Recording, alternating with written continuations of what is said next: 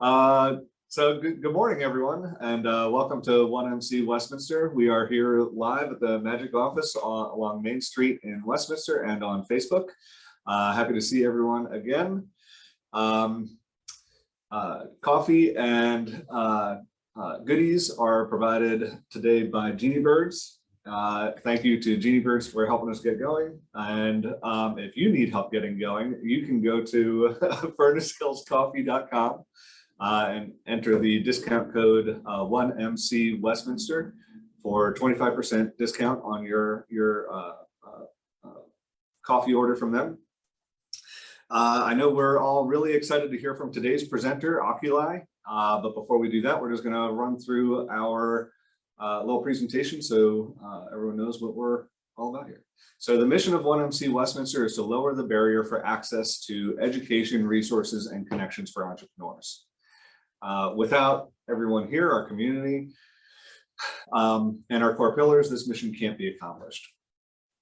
So what are we looking for? Presentations, not pitches, connection, not networking. We really want to get to know your business and the challenges you face so that we can connect you to all the great resources we have here in our community. We are for the community, by the community. Nobody has ownership of 1MC Westminster, and nobody should be paid to do 1MC Westminster. We are radically and intentionally inclusive. We meet every week, Wednesdays at 9 a.m. And if you can't make it then, we are, you can find us on YouTube, 1MC Westminster. Please go there, subscribe and like.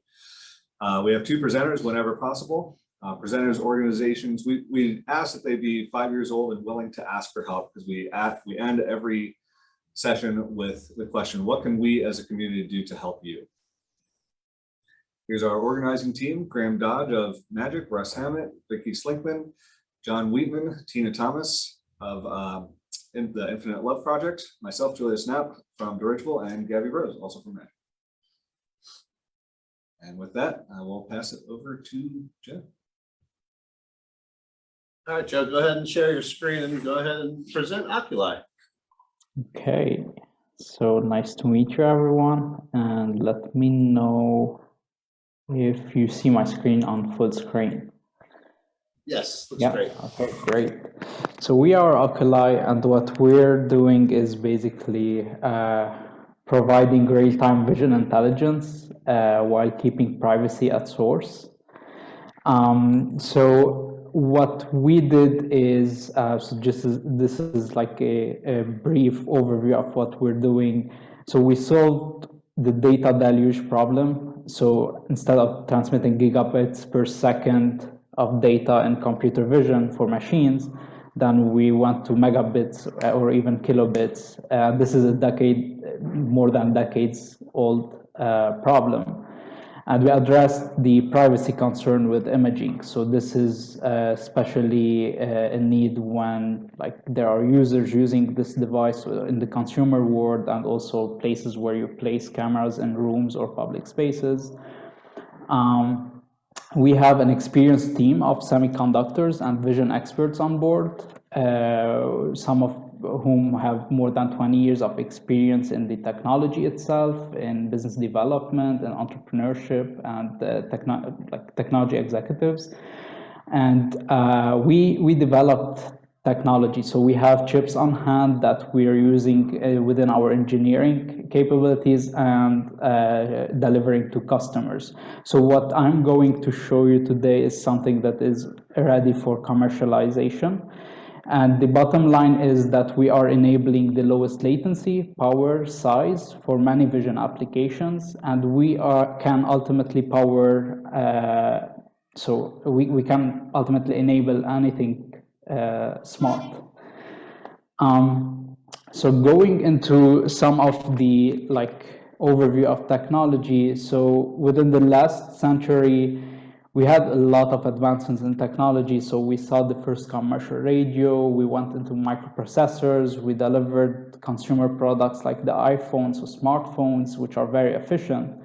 And when we look at vehicles, so we had the first vehicle that basically, so if you look at the bottom line, so we had the first vehicle that was running at 45 miles per hour, and that wasn't limited by the human driver himself, but it was because the vehicle wouldn't run faster. And then we evolved into getting vehicles that are faster and faster until we went into autonomous driving. So we went back to speeds that are even lower than the first vehicles. And the real reason there is because of the sensors that are being deployed on these vehicles. And if you look at the video which is playing, so these are some of the latest models that are being deployed, and they are not able to overcome or avoid situations, accidents, that if we humans were driving these vehicles, we would have easily avoided. So there is really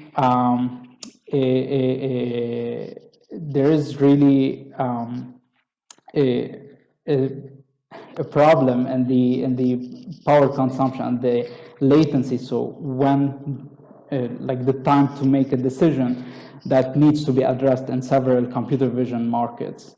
And the real reason for the problems I showed is because of the vision architecture that we have today. So we have cameras that have megapixels of resolution, and processors, on the other hand, that perform trillions of operations per second. And what the industry has done is basically combine these and expect that it would be on par with human vision. However, the case is that these consume so much power, and these are not as efficient as human vision. So they're in fact as 40,000 times behind when looking at the product of energy and time consumed in order to extract the relevant information. And when we want to get the required latency, like this eye tracking hardware that you're looking here, so this is fitted with cameras in order to track eye behavior. And they're doing like latency, which is near real time. And but that comes at a cost both in power and in dollars as well. So there's a significant power consumption and cost to achieve the latency that is required. And this is some of the current hardware limitation. And what we developed as Oculi, so we recognize that there is room for improvement in the signal processing chain from caption to action. And then we developed the Oculi SPU. So it stands for Sensing and Processing Unit. And this is basically the only software-defined vision sensor that comes on a single chip. And it really mimics human vision. So human vision is very fast and efficient. It only consumes milliwatts, and it is done in real time. And the secret to that efficiency starts with the human eye itself, which is an amazing sensor that only transmits the relevant information over to the brain. And there is a two-way communication between the brain and the eye. So the eye sends information depending on what the brain is looking for, and it dynamically adapts in real time. And up until now, there was no technology that could deliver this capability. So we developed this Oculi SPU that basically mimics the human vision in the selectivity, in the efficiency, the dynamic optimization, but it overcomes it in speed. And the reason, so what we're really doing is, in any computer vision system today, you have a camera that is outputting the information, so moving it to the processor, and then in the processor, we're selecting the required information. Whereas with the Oculi technology, what we're doing is we're selecting the relevant information at the pixel, and then moving this information. So we're reducing the data bandwidth, the power, the latency involved in all this processing in order to extract the relevant information. And so the Oculi SPU can even, like, because of these efficiencies, it can, so hold on. Okay, so the Oculi SPU can basically track a bullet in flight because it's only extracting the relevant information, and then it can output that signal you're seeing on the right. And then compared to military grade equipment, which was running on a 5 kilowatt generator, it could not keep up with continuous firing, whereas the Oculi SPU was running at over 30,000 frames per second. while consuming less than 300 milliwatts. And this is a single chip solution that is outputting you this signal. And just like human vision, the Oculi SPU can track an object's shape, color, and motion in 3D. So what you're seeing here is also the output of the SPU, so there's no post-processing involved here. And so the chip itself can output this kind of information. So going more in depth into the markets or the applications we're pursuing currently. So our initial focus is on face detection, eye tracking, gesture tracking for AR, VR, gaming, and smart interactive. And so in these markets, current hardware limitation is keeping new devices from delivering the immersive or natural experience the users expect. But with our technology, customers will be able to meet these expectations while delivering a near zero lag performance with low system cost and low power at the system level. And they can do this both indoors and outdoors. And so what we're really doing, so if you look at the pictures here, so with typical cameras or like you would get that scene picture, and then you would move that to the processor and start processing the data to detect the face. But with the Oculi SPU, so there's that scene that the SPU is looking at, and at the pixel, it extracts the relevant features, which enables it to detect and track the face. And you can do the same for eye tracking, so only return the pixels that are relevant to the eye, and then basically output this kind of actionable data that enables our customers to track the eye in real time while only generating low bandwidth signals. So we're talking about 1.4 kilobits per second here. And we can do the same for gesture control as well. So other technologies like the eye tracking product that I showed before, so they're not able to check off these three boxes, so power, latency, and cost. And in other computer vision applications, it's always the same. So there's always a trade-off, and one comes at a cost. And basically with the Oculi SPU, with the single chip solution, we're able to check off these three boxes at the system level.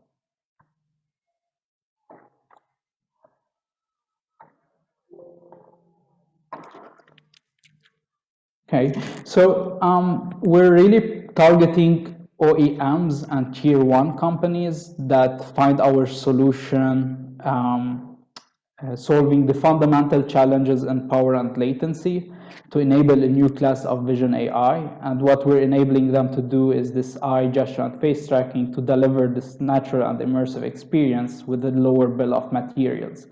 And we developed so vision intelligence platforms, and these are fitted with the Oculi SPU chip in order for our customers to be able to evaluate our technology and build solutions around it. So this is pretty much the presentation I had today. And by the way, we got selected as a finalist in the Vision Tank. And so this is a competition for novel vision startups and ventures. So we'll be at the Embedded Vision Summit in May. So it's the 17th and 18th. And if anyone is going to be there, like, you can stop by our booth. It's number 710. Thank you very much. Thank you, Joe. Thank you. So you can go ahead and stop sharing your screen, and we'll just open up for questions. We have people on Facebook as well who can ask questions in the comments, and we'll read that out loud as they pop up. So last time we saw, I think it was Charbel present probably about a year ago. If I recall correctly, the company was more focused on sort of the AI behind the computer vision. Is that something that has changed in terms of becoming more of a hardware, getting more into the hardware of computer vision, or did I misunderstand? Oh no, so our technology itself is, so we're a fabless semiconductor company. So our technology itself is the chip. And this chip can be employed to enable a new class of AI vision applications. So we're still in the same space. Maybe the messaging was fine-tuned. Yeah. And then where are those chips being manufactured?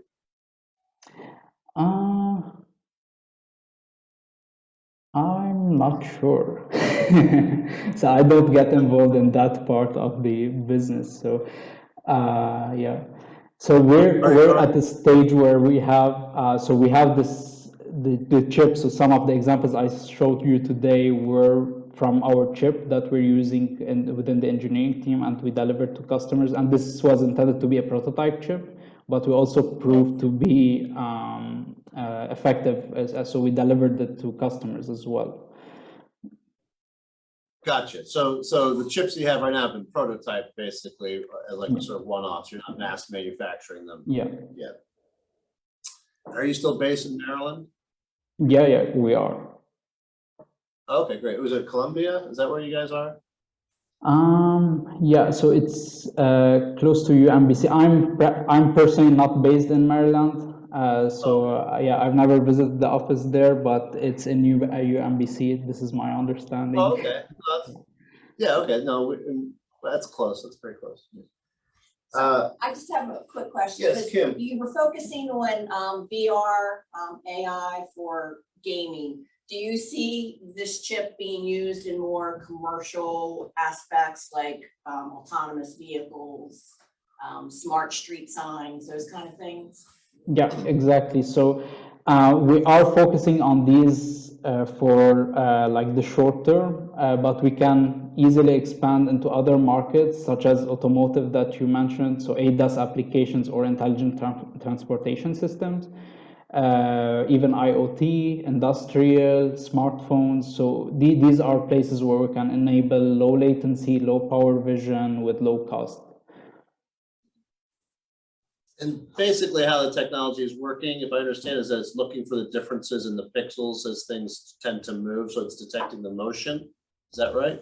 Yeah, so that's part of the technology, and we have other modalities as well. So these are things we call smart events. So you're basically detecting the motion in the scene. So let's say I'm waving my hand, and then you would get the silhouette of the hand, because these are like the high contrast edges that you can extract. On the other hand, you can also fine tune it to detect colors. So you can specify a specific color, and it only tracks that color in the scene. And that's being done at the chip, so there's no post-processing being involved in it. Oh, okay, cool. We have a question on Facebook from Tina Thomas from the Infinite Love Project and one of our community organizers. Do you plan to reach out to the security market? Yeah, so by security, if we're talking about something similar to the CCTV cameras and how to enable analytics there, then yeah, so our technology would be a very good fit there as well. So anywhere where you see computer vision, this can be implemented. So what we created is basically a novel architecture for image sensor. So the circuitry of the image sensor is different, is smarter to enable more selectivity within the chip, the image sensor itself, before moving the data out elsewhere. And can you change the parameters of sort of the smart events in the technology so that it responds to either slower or more infrequent changes? Yeah, like yeah. watching a plant. Like, could you have a camera focus on a plant and see how it might be growing over time? Yeah, this is actually a great example. So of a way to put one of the functionalities we have. So yeah, you can do that. So track the very small changes. You can set it to track the high-speed changes. You can switch in between modes on the fly. So it's fully software programmable. You can adapt it to your needs as on the go. I can see where that would be a good application for agricultural. Yeah, especially, indoor ag. Yeah. Maybe even for small, I don't know if you have to worry about pests in indoor situation or aphids and stuff.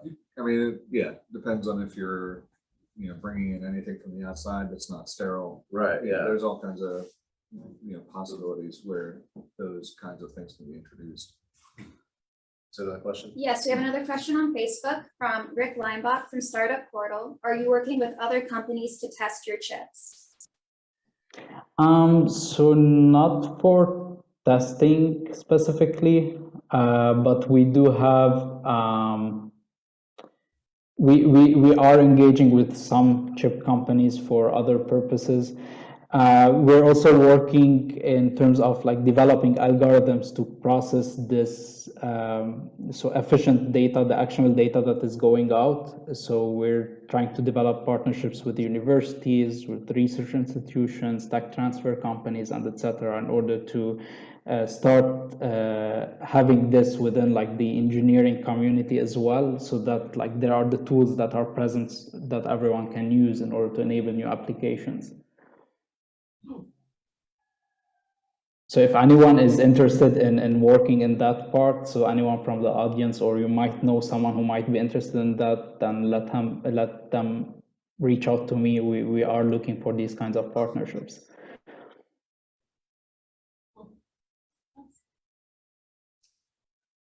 Any other questions for Joe? We have one more on Facebook from Tina Thomas. Is there a minimum volume order for the chips based on application requested?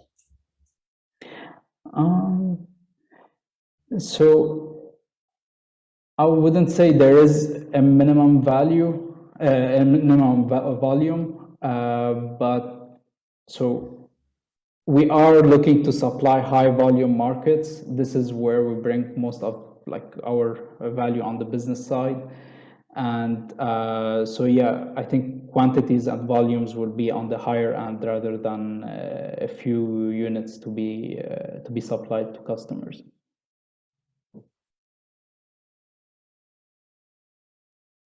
And Joe, if you don't mind me asking, where are you located? Like, like we can see greenery in the background. Looks like you've already had spring. So I'm in Beirut, Lebanon. In where? Beirut, Lebanon. Oh, you're in Beirut. Oh, wow. Yeah.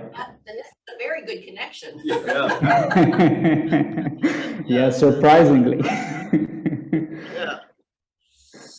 Well, if we don't have any other questions, either on Facebook or from the group. No, I'm just interested in the whole process. Yeah, okay. So I'm posting the links for our social media or the YouTube video for the Vision Tank. If anyone is interested to follow us to keep up with our news, then that's the best way, I guess, to keep being updated with our news. So feel free to share it with the Facebook audience as well. Okay, yes, we will copy and paste that into the comments presently. All right, well, thank you very much, Joe. It's great to hear an update on Oculi. Sounds like you guys are still moving in the right direction and things are going well. So we're excited for you, especially being another, Maryland-based company. We're excited to see that business grow. We're obviously supportive out here in Westminster. So thank you for taking the time and joining us all the way from Beirut. We really appreciate the connection. And thank you very much for inviting us again for the 1 Million Cups presentations, and yeah, it was nice presenting here. Yeah. Thank Well, you. thank you very much again. We're just gonna go ahead and wrap up here, and we'll do like a community chat here, but you can feel free to stay or go, whichever you please. Okay. Thanks. So we have some extra time here for a community chat. If anybody wants to do any updates. Hello. Good morning. Hey, Good sorry, morning. I was running a little late. I work for Mercer Copy One. Oh, I okay. share my business cards with you guys. I'm sorry. Doug invited me to this group. Oh, yes, thank you very much. And I do network in the area, so. Our floors. Our floors are for you guys. There you are. I do you see it out here. That's fine. Oh, this is the same stuff. Oh, great. You Yeah, guys installed it yourself? we got it in the, yeah, we did. We Nice. got it from the building next door that you have. It's like the. Yeah, overflow. that's the overflow. We call it the overflow. Yeah. So. Yes, that's it was pretty just much- enough and. Yeah, in fact, we're having a big sale going on right now with Mercer. It's like our 63rd anniversary. You know, signed to the 5th of May. Oh, okay. And so this weekend we're having the flower and garden show, which is a big one. Yes. Oh, okay, so. We'll have a tent out there and You're Yes, so sir. we're gonna have 10 too. We're gonna have an open house. Nice, nice. So, just to kind of recap, because that's your, we can call that your update here. So Mercer is having a sale, what'd you say, it was a 55 to 60% off. 55 to 60% off this weekend only? This weekend, up to the 5th, it was extended from the 28th, which is our anniversary day, 63rd anniversary, so it's been extended to that.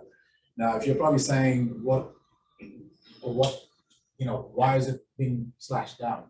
As you know, they had 7 price increases during COVID. Oh, right. 7 big price increases. They talked about $1.50 per square foot. That adds up a lot. I mean, especially when you're yes. adding $5, $6 to the entire cost of every box. So that being said, by slashing it by 55 to 60%, which is going back to that same level that we were at pre-COVID, we're basically offering at the same price. Yeah. So you gain more than anything else. And Carpet One is not a franchise, but it's a co-op. Oh, So co-ops work with that premise that we pass the benefits to the customer. oh, Unlike the big box like Home Depot and Lowe's, where it's like they'll sell stuff for even 10 cents.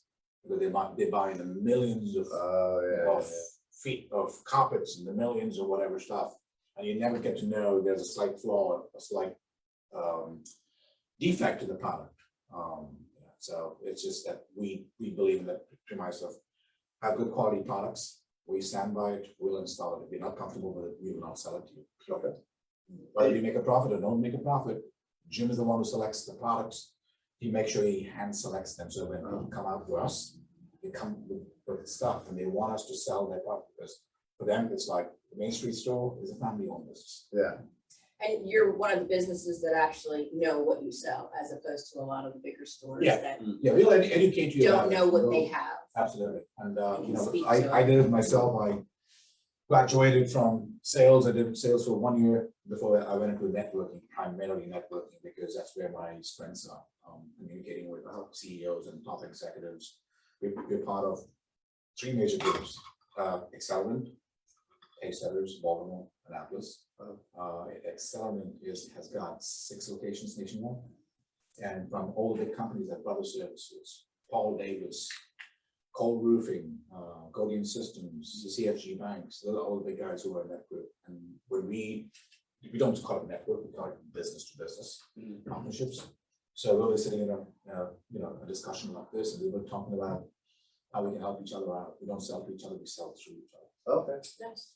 And we get a commitment from the group. So when I talk to you, you're looking for a connection, you want to connect with one of my associates that you think I know very well. So we'll say, hey, we can connection to John Mercer from Mercer. Right, okay. And then I feel comfortable giving you the connection, you pretty much using the back door. Your name is Go ahead. Agnello? Agnello. Agnello Anthony. So any questions for Agnello Anthony on Facebook? No? Okay. I have a quick update. Update from Julius? Well, this is not my update, but I saw it last week from the community updates, job fair later today at Winters Mill High School, 3:30 to 7, I think, for anybody who wants to remind. Yeah. And Magic will be there. Magic will be there. Will Mercer be there? What's that? Job fair, fair? Winters Mill today? We are looking for salespeople right now. We're looking for at least 2 people. We posted on media, we posted on LinkedIn. But it's a tough market. Yeah. Now, we know what the market is, because we have a recruiting company called Hope, WHO. Uh-huh. That's part of Accelerant. And WHO? WHO. Who's starting? We call it Who's starting. Oh, yes, of course. It's owned by 4 partners. One of them is Gary. Yeah. I know who you're talking about, Gary. You met Gary. Yeah. He's actually from Westminster, if you ask me. Yeah. But we're good friends, and we also help them out to get candidates, especially when they're looking for placements and stuff like that. And they're saying, hey, I would like to get a connection somewhere in Westminster, because we got this big, huge push towards, placing individuals. What they do is they place individuals in companies. Yeah. And so a couple of weeks ago, we did a good connection. Jim and he connected, and then we said, okay, we'll do it for you. Okay. They're partners, so. Yeah. It's. No, Gary's a great guy. I got to meet him just before the pandemic. I moved here just before the pandemic hit, So you did. and so he was one of the few people I got to actually meet face to face before. Yeah, and he's got guy who works for him as his director of sales and marketing is Tom Friedman. Tom Friedman used to be with CCOM before. CCOM is a partner with Excel, so we all know each other. Oh, okay. So this evening is the evening reception for Excel. So the evening reception is the night before the big breakfast, which is at the Grand Lodge in Parkinsville. Oh, The guest speaker will be there. There's just drinks and food. It's going to be held at Price Modern. oh, okay. They're partners as well. So they will host it because they are charter members. Charter members have a different responsibility in the group. So they get the opportunity to host events like this. Yeah. Like this evenings called the evening reception. We are regular members, so regular members pay 25,000 plus for the membership. The guys who are in the charter and above pay 40,000-50,000 a year. Right. So there's a lot of benefits attached to that. Sure. Yeah. That sounds cool. Yeah. Jack, any updates from BSSF? I don't think so. We're out of tax season, so a lot of happy accountants in Westminster. Yeah, I bet. Yeah. Until when? October or September or so? Until Yeah. September. Yeah. Who do you work for? BSSF, BSSF. a firm right down the street. Any updates from our Facebook people that we can read out loud? Yes, a couple. Oh, okay, Tina good. Thomas from Infinite Love Project wants to let everyone know that they will also be at the Flower and Jazz Festival. And to remind us about the mega networking event in Eldersburg, that's also tonight. I think that flyer is right there. At Stratosphere. Here it is. Yeah. And speaking of Doug, who Doug referred to- Donaldson. Yeah, Yep. that's the one I think he's up. This is one that he's putting together. Isn't that tonight? It's tonight, yeah. Yeah, I That's told him, I right. said I won't be able to make it because I'll be at this so-called evening reception. I did tell him that, I said, I can miss the evening reception. Yeah, because it's an yeah, opportunity no, to that's touch base with members of Excel. Anything else from Facebook? Yes, and Rick Weinbach reminding us about the Carroll Community College event on June 10th, which is the Miller Get Business Now. Ah, yes, event. Get Business Now with Tom Mazursky. Yep. And Magic, I will be there speaking on some topic. So yeah, no, that's gonna be a fun event too. And when is that again? What did he say? That's June 10th. June 10th.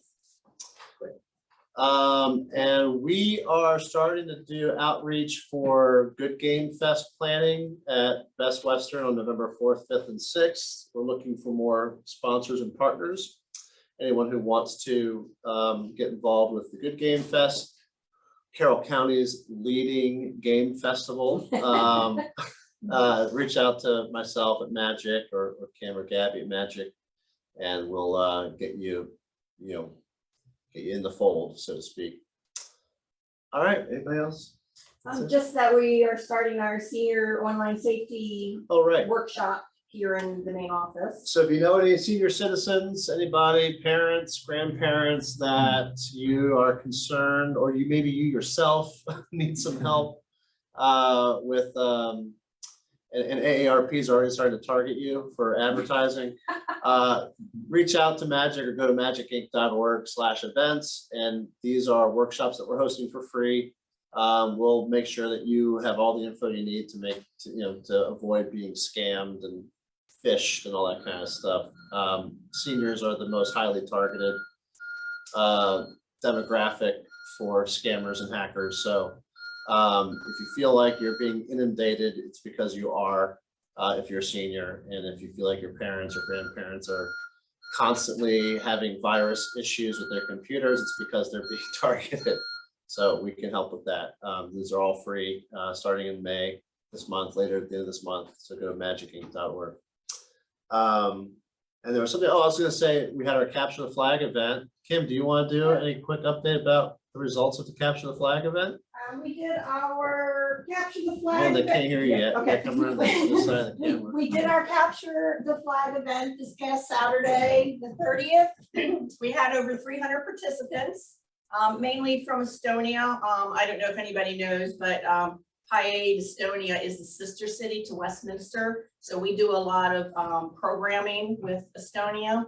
So we had the battle of the nations on Saturday, our top 4 teams, which included teams from UMGC, University of Maryland Global Campus, as well as from some high schools in Estonia.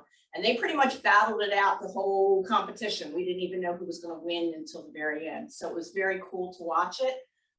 We had teams from California. We did. We had teams from California, Virginia, a good portion from Maryland. We do Southern Maryland, Frederick. A lot of colleges are represented in that format. So it was a good balanced competition all around. So I think everybody had a great time. I had a great time watching it. This is my 8th competition that I've dealt with. So I think it was by far one of the better ones. And it was our Magic's 12th Capture the Flag event. So for those of you who don't know, Capture the Flag is our Capture the Flag is a beginner level cybersecurity competition where students basically have to solve a bunch of puzzles and they get awarded points. And as they go, they get increasingly more difficult and the points get higher. And so I think it was like a total of like 16,000 possible some odd points. The teams in Estonia and UMGC all got above 12,000 points, which means they got really far into the level 2 puzzles. Actually, they probably were into the our investigation puzzles are like level X puzzles. Right, okay. They're actually developed by a cybersecurity professional Right. in Arlington, Virginia, who creates those for us. And they're forensic puzzles, which is a big thing in the cyber industry right now, but they're very difficult. Yeah. So it takes a while to solve those puzzles. So Great. Any other updates? I think that's it. We'll go ahead and wrap it up. If Tina was here, she would say, thanks for coming out, everybody. Thanks to Jeannie Bird Baking Company for the baked goods and the coffee. go juice. The go-go juice, right? That's what she says. Yes. And then if you're online, don't forget, you can go to furnacehillscoffee.com. Your entire online order will be 25% off thanks to the coupon code 1MC Westminster. And then thank you, Magic. Obviously, we are the host today here at Magic's office, and we are a community sponsor of this program. So is Startup Portal. Thank you to Rick Leinbach, who I know is on there remotely today. Hi, Rick. And Startup Portal for also being a community sponsor and hosting this program when we're not here. And then if some weeks we have 1 presenter, some weeks we have 2, next week it could be you. I think I did that right, Tina. So hopefully you're laughing and saying go Graham, I don't know, wherever you are. Yeah, that's it, right? Thank you. We'll see you. Oh, next week we have Cameo.era. Cameo.era, which is another update. So this week, Oculi was an update from last year. We have Cameo.era, which is actually FindParts.era originally, and they've rebranded. In fact, they were also based in Baltimore. Now they're based in Atlanta, so they've moved. I know that he's moved. Or he's moved. So we'll hear from them next week. And then he'll actually be here physically, right? Because he's actually in town right now visiting his family. So the CEO of Find Parts Aero, now Cameo.Aero, will be here talking about the airplane parts industry. And then the following week, we have another returning. Hoffa Beans. Hoffa Beans will be back here in person, giving us an update about Hoffa Beans and biscuits and Hoffa Beans. So we have a full, every week we'll be here. So be sure to check in. If you know somebody that can present a business idea, please have them go to 1millioncups.com and hit that apply to present button. All right, thanks everybody.